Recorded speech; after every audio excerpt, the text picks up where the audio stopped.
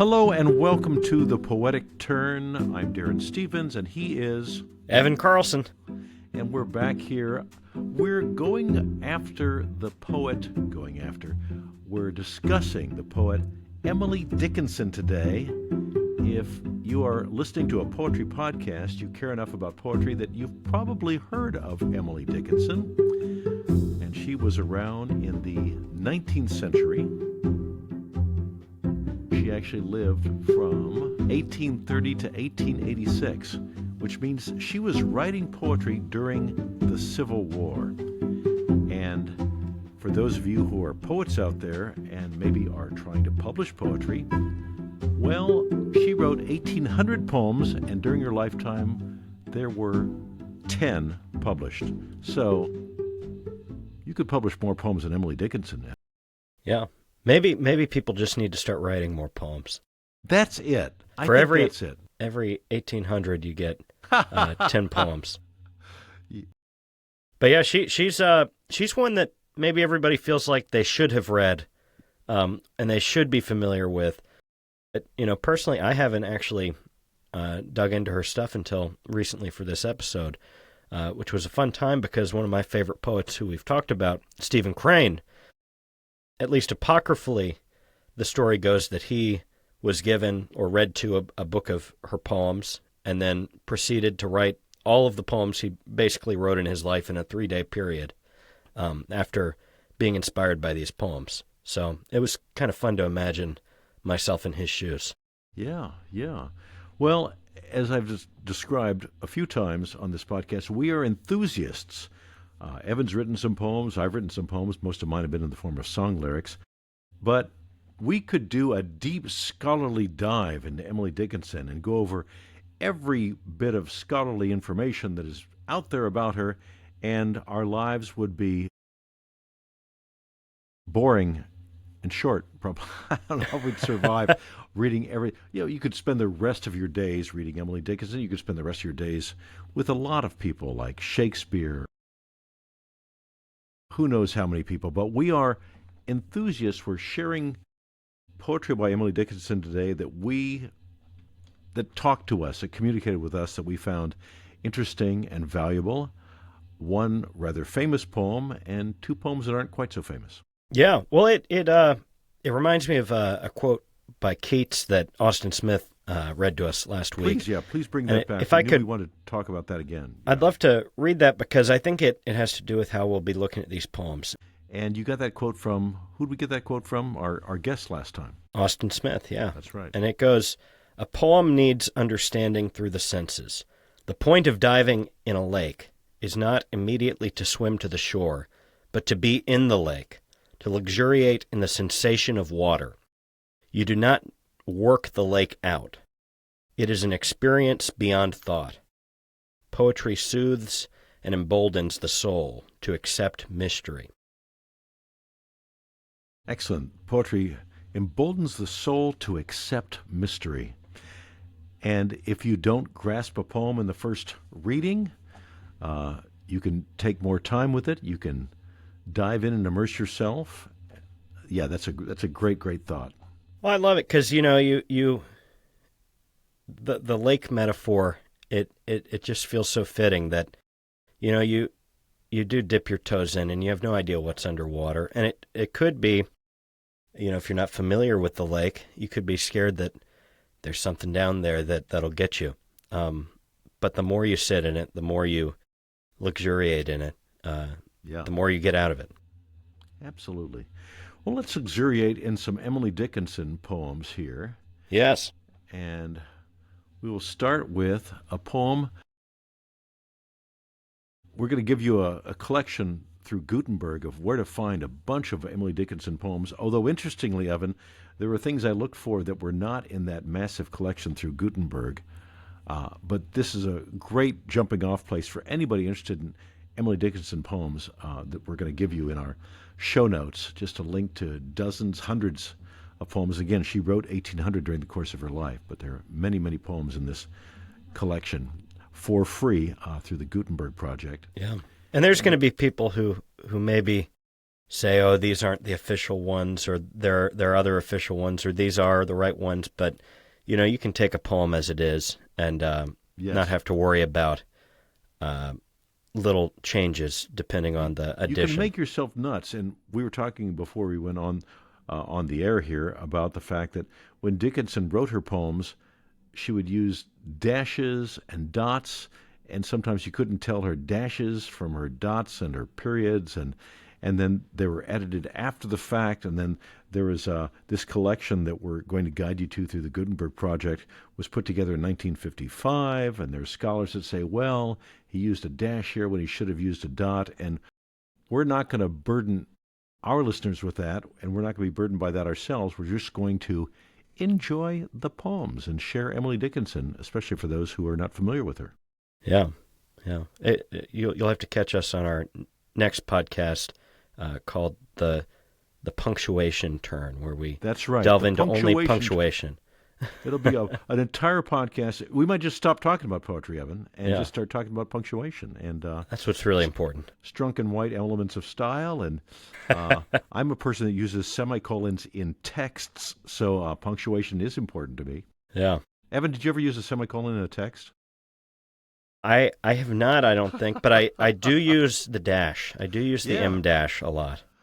Do you use ellipses? I don't know that I do. I use a lot of ellipses. There's just something about ellipsis.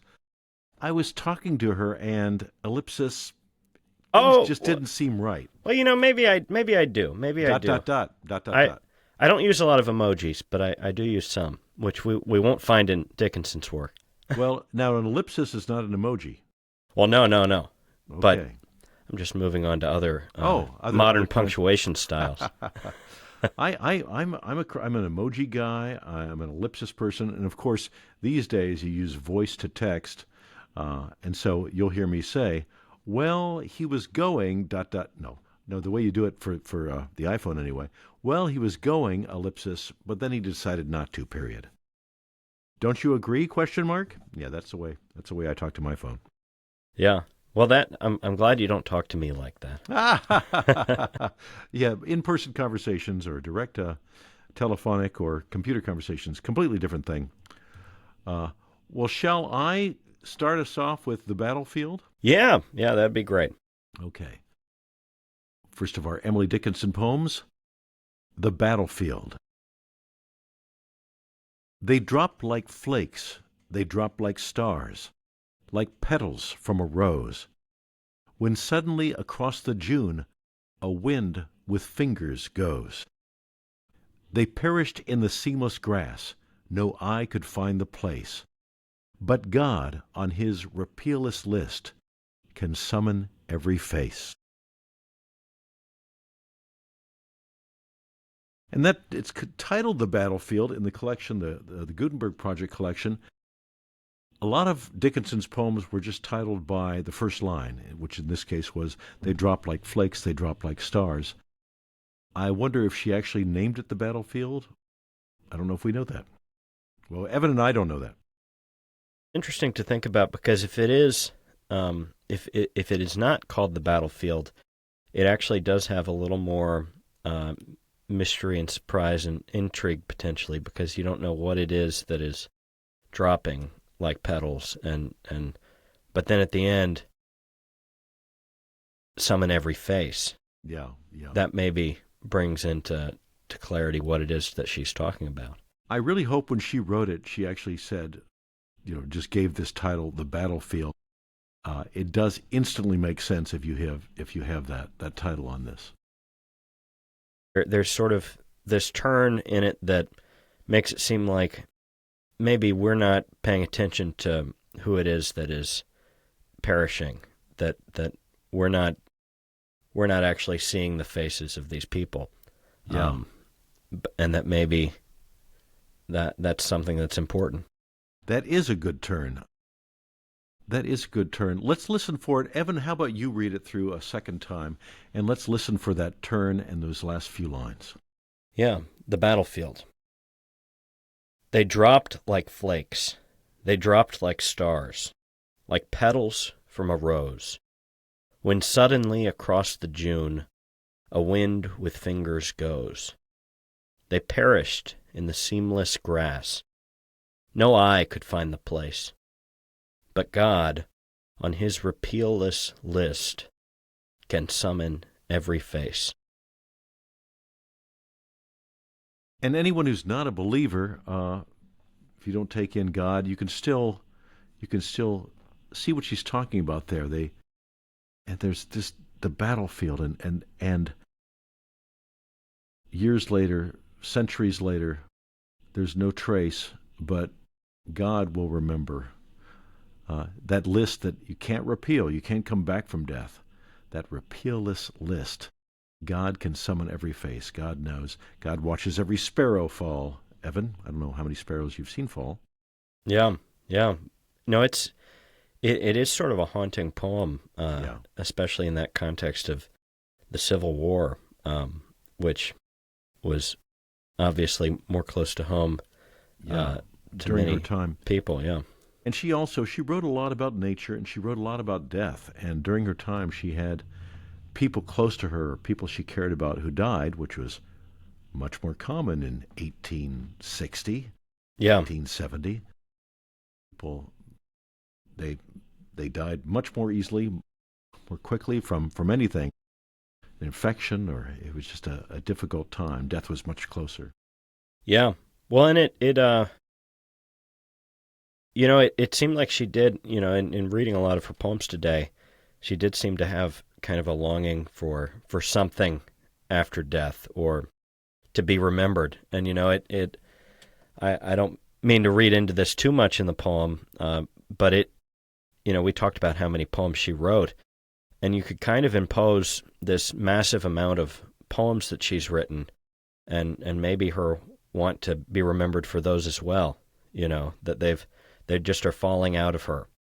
They're just pouring out of her. And maybe, no eyes read them, but she hopes that God sees every poem she's written.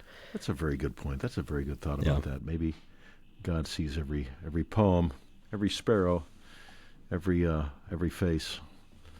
Yeah, because I'm sure writing to a lesser extent feels like a battlefield when you're so intensely producing this kind of work. And she had to produce it. Clearly, she was a poet like Dan Smart, person we've had on our podcast. Yeah. That must write. She must write poems. It was a significant part of her life. Yeah. And it's not something she could turn away from, or now, whether she was embarrassed by them, she didn't really share them. Towards the end of her life, she didn't really see anybody. She wouldn't even speak to people in face to face. She would speak to people through a door at the end of her life. So she's really a recluse, kind of a cipher, an unusually solitary person. But that sort of brings us into this next poem, which is a bit more of a love poem, which maybe gives us a side of her that did want to be around people and did harbor some affections. Maybe. Well, how about you start off with this one then? Yeah. This one, it really just stuck out to me when I was reading these. And there's no title on it, so I'll just go right into it. Heart, we will forget him, you and I tonight. You may forget the warmth he gave. I will forget the light. When you have done, pray tell me, that I my thoughts may dim. Haste, lest while you're lagging, I may remember him.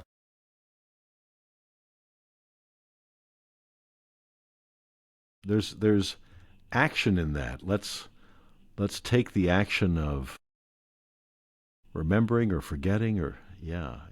Well, it almost feels I could imagine this in a musical comedy where she's singing to her heart that we're gonna pair up and we're gonna forget this guy and we're gonna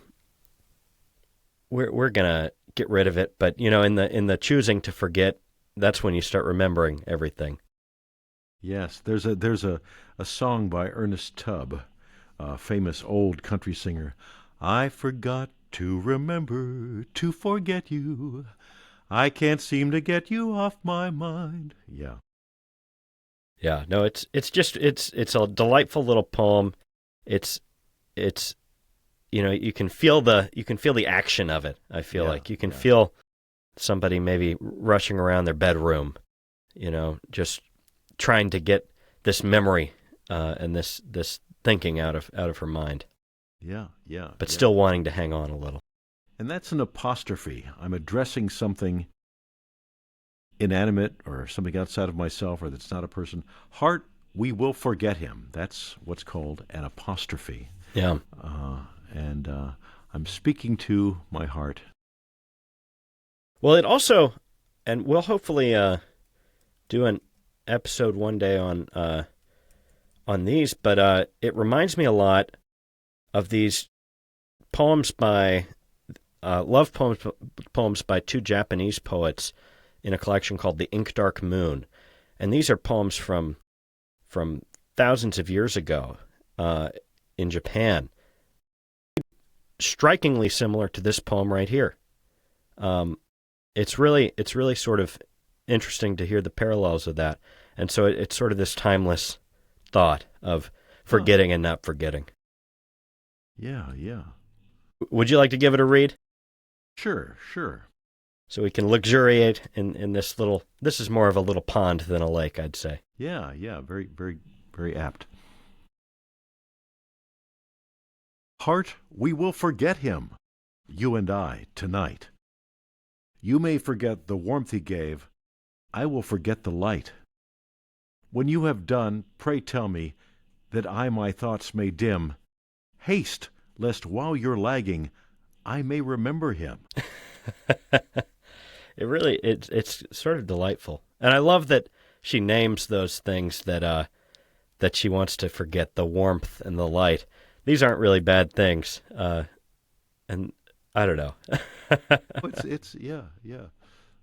And Evan, there's a song by Nick Lowe called Heart, and that song starts with an apostrophe as well, and the lyrics are, Heart, why are you pounding like a hammer? Heart, why are you beating like a drum? Anyway, I'm going to include a link to this song in our show notes as well. Perhaps inspired by Dickinson. I mean, it is sort of a nice way to act like you're putting your feelings onto something else, even though it's all part of you. Yeah. And we can end with a poem, Evan, a Dickinson poem, one of her most famous poems. By the way, I'm not going to put this earwig in your ear, this thing that says, a lot of Emily Dickinson poems the lyrics can be lyrics to like a famous song. And so I'm not going to tell you either the famous songs, or should I, Evan? Should I? You should. Okay. You should.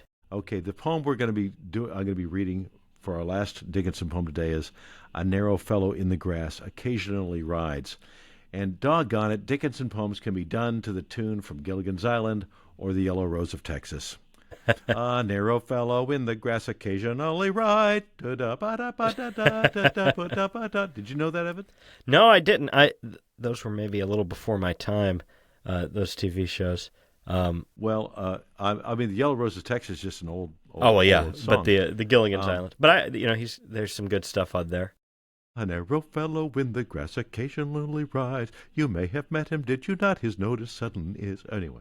Well, it's true, and it does have a musical feel to it. I actually, Darren gave me wonderful tickets to the Chicago Symphony Orchestra where they did an Emily Dickinson piece that was sung a little less catchy songs, maybe you might say, but still put to music. Yeah. Well, rhythms are rhythms, songs are songs, and they're echoes of things. There's so many creative endeavors that have echoes in other areas. Yeah. And maybe we'll do some podcasts about how one thing relates to another, how songs relate to poems, or how art relates to a piece of artwork relates to a poem, or perhaps inspired a poem. There's so much more to come. on the Poetic Turn, Evan, if our audience sticks with us. Yes, indeed. Well, you want to give this one a read? I sure will. I sure will. Kind of famous. Well, see what you think, folks. I see a title here, The Snake. A narrow fellow in the grass occasionally rides. You may have met him, did you not? His notice sudden is. The grass divides as with a comb. A spotted shaft is seen, and then it closes at your feet and opens further on. He likes a boggy acre, a floor too cool for corn.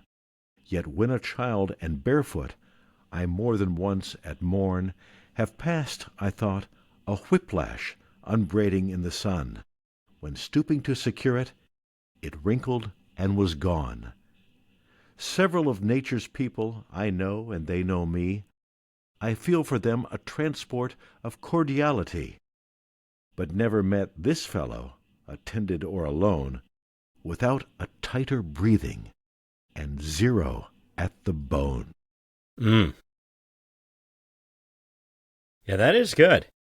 Yeah.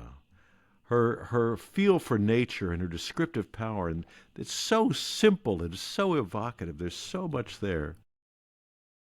Yeah, and the and turn for she's celebrating these images, and the turn for us, the turn towards terror. Well, and she's met all these other things Yes. in nature, but she's never met this fellow without tighter breathing and zero at the bone. Zero at the bone is an interesting line right there, because I didn't even make this connection until reading this poem, but Christian Wyman wrote a book called Zero at the Bone. Oh. It's called Zero at the Bone, 50 Entries Against Despair. And it's got some poetry, it's got some essays, but it's interesting that zero at the bone, because I both understand what it means and have no idea what it means. Well, I mean, just the cold fear. Yeah. I mean, yeah. But again, meaning. We've talked about how meaning is important and unimportant. Just taking a poem in. Yeah. But, well, what's maybe more important is that it's just fun to say. Yeah. Without a tighter breathing and zero at the bone. Snake gave her that. Yeah. Yeah. Made her breathe faster, and that cold thrill down her spine or in her bones. Yeah, there's a lot. Before diving into her stuff, I think I didn't realize how much activeness was in these poems. I've sort of thought of them as old dusty poems, that maybe you're supposed to read, but these have sort of surprised me in how exciting they are and how much action is packed inside of them. And if Evan Carlson, who loves poetry so much that he's co-creator of a poetry podcast, can be surprised, then, ladies and gentlemen, we hope we are surprising you with these interesting, perhaps unusual, perhaps very well known, or things that are new to you that just you're surprised and delighted as we are by encountering these things, or maybe by re-encountering something we've looked at before months or years ago. So. Yeah. Well, and reading it out loud, I'll always be coming back to this, that reading it out loud, I think, brings a different sense to a poem. It puts it in your own body, and it personalizes it. And, even in one of her poems, she says, when you say something out loud, it begins to live that day. And so I think, I think we always encourage people to read it out loud to themselves afterwards. But these, I think, if you really do a fun reading, you're a bunch of kids around in the backyard with your shoes off, talking about a snake, there's just so much to it. True, I agree. Well, let's get another flavor of it by having Evan go through this poem, if that's all right. Sure thing. The Snake. A narrow fellow in the grass occasionally rides. You may have met him, did you not? His notice sudden is. The grass divides as with a comb.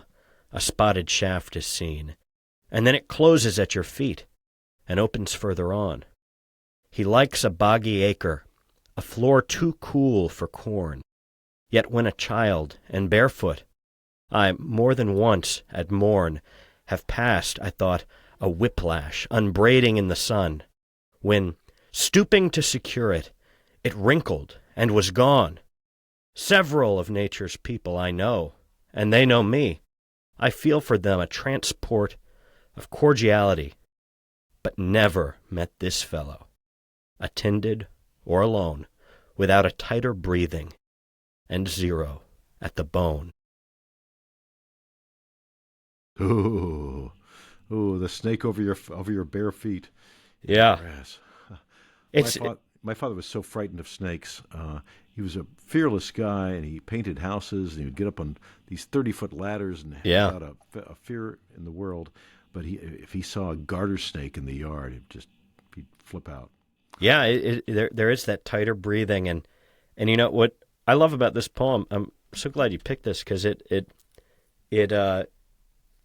it's her fascination with it, it's her fear with it, but it doesn't harbor any hatred towards it. No. It's just sort of like she's saying, this is how I feel, but it's exciting as well. Yeah.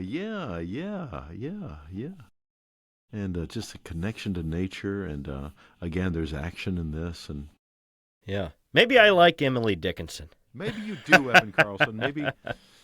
Maybe you do. So, yeah, Stephen Crane, he was right about her as well. This has been, I like having gone through one of the most famous poets in all of poetry, certainly all of English poetry, and we have to acknowledge that we read English. Evan, do you have another language besides English with which you're really familiar? No, I unfortunately don't. I studied Spanish in elementary school and college and high school, but I don't do it proficiently. And I speak a little Spanish, especially if I'm traveling. I actually have a trip to Spain planned in a month or so, but don't speak well enough to just go into a bookshop and pick up a book of Spanish poetry. Maybe I will when I'm on my trip to Valencia next month. Yeah, well, I mean, there's something to be said if you can at least pronounce it. Yeah. You can get the feeling of speaking that language. You make a good point, and I know Spanish well enough that I can get the meaning when I read it. So yeah. Maybe it's also a way to connect better with Spanish. It could be, because part of poetry, I think, is how it feels to say. Sometimes people write things that just feel really good to say. That's how Shakespeare can be sometimes, where you taste it. Yeah, absolutely. And ladies and gentlemen of our audience, I hope you've tasted some tasty Emily Dickinson poems today and have enjoyed our thoughts about them. If we can, we'll put the whole poem in. If not, we'll have a link to the poems and a link to a massive collection through the Gutenberg Project of hundreds of her poems. And I'm glad we talked about Emily Dickinson today. Yes, indeed. Until next time. Until next time, Evan Carlson. And for those of you listening, please like and share, tell people about the Poetic Turn, and we'll talk to you next time.